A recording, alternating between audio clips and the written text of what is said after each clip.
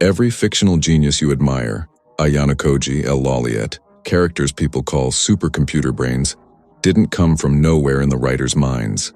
Every single trait, every strategy, every cold, calculated move was built from real ideas that already exist in real books, written by real psychologists, generals, and philosophers, centuries before anime ever borrowed them.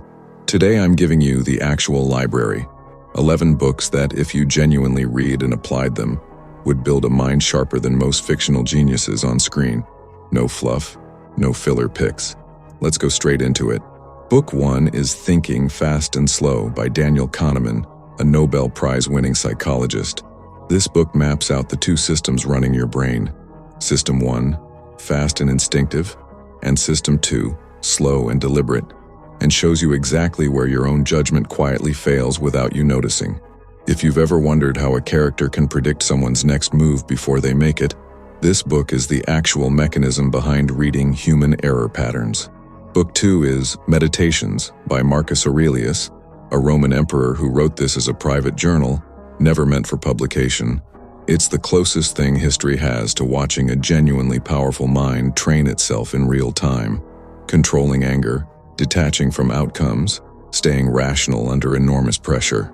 Any character written as unshakable under stress is, whether the writer knows it or not, echoing pages straight out of this book.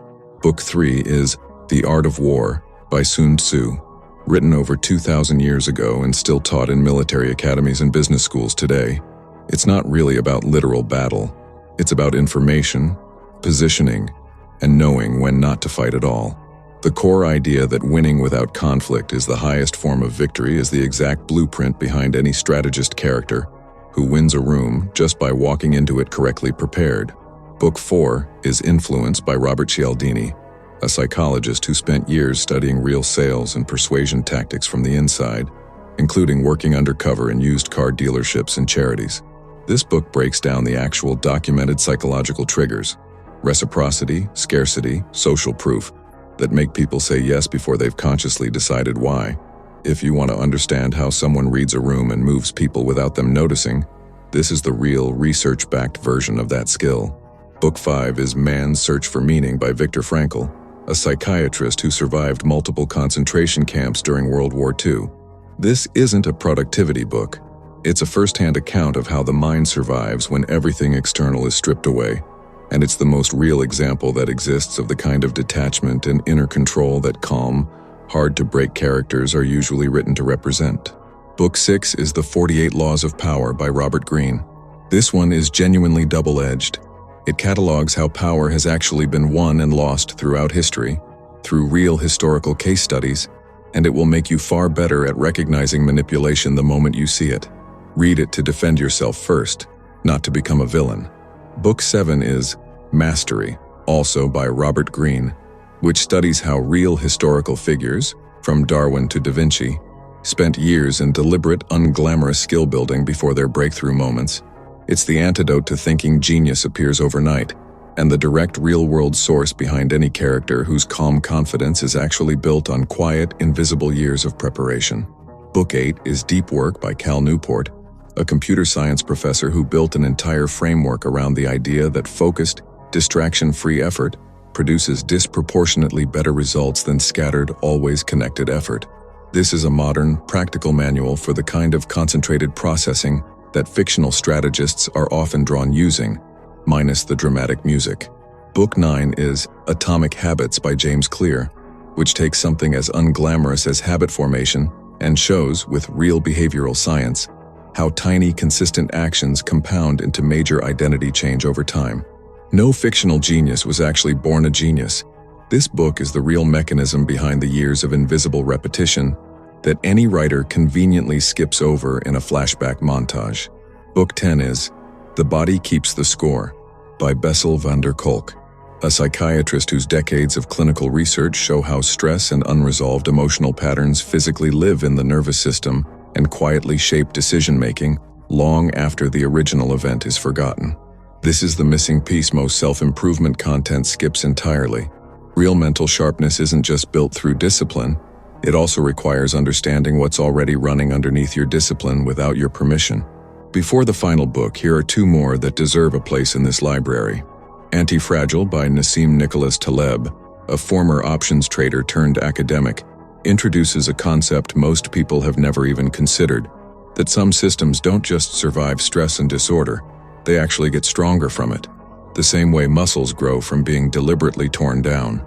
Taleb builds this idea from real historical case studies, from ancient trade routes to modern financial collapses, showing how the systems and people who avoided all risk and volatility were consistently the ones that shattered completely when a real shock eventually arrived, while the ones that stayed exposed to manageable stress kept adapting and improving.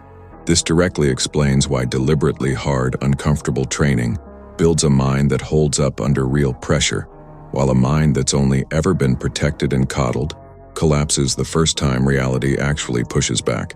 The other edition is Sapiens by Yuval Noah Harari, a historian whose central argument is that humans dominate the planet not through individual intelligence, but through a unique ability to believe in and coordinate around shared stories, money, nations, religions, laws, that don't exist anywhere except in collective imagination.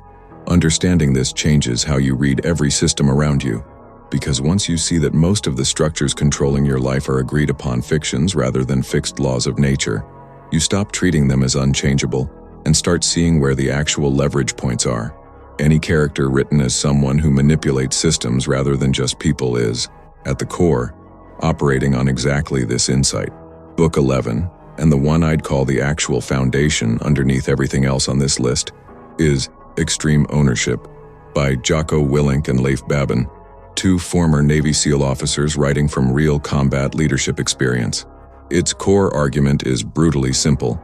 The moment you stop blaming circumstances and take full ownership of every outcome, your decision-making sharpens immediately, because you stop wasting mental energy on excuses and start spending all of it on solutions. One more worth mentioning before we close is Ego is the Enemy, also by Robert Greene's frequent collaborator Ryan Holiday, drawing on real case studies of historical figures, from generals to entrepreneurs, whose downfall came not from lack of talent, but from unchecked ego clouding their judgment right at the moment they needed clarity the most. Holiday's central point is that the quiet, humble work of staying a student, even after you've achieved something, is what separates people who sustain success from people who peak once and disappear. It's a fitting closer to this list, because every single book above only works if you stay humble enough to actually apply what's in it, instead of just feeling smart for having read it. Here's the honest truth behind this entire list. None of these books will turn you into a fictional genius overnight, and that's exactly the point. Real cognitive mastery was never a dramatic reveal. It was always built quietly, book by book, habit by habit, over years most people never see. Pick one from this list today, not all 11, and actually finish it before moving to the next. That single completed book will already put you ahead of most people who just save lists like this one and never open a single page.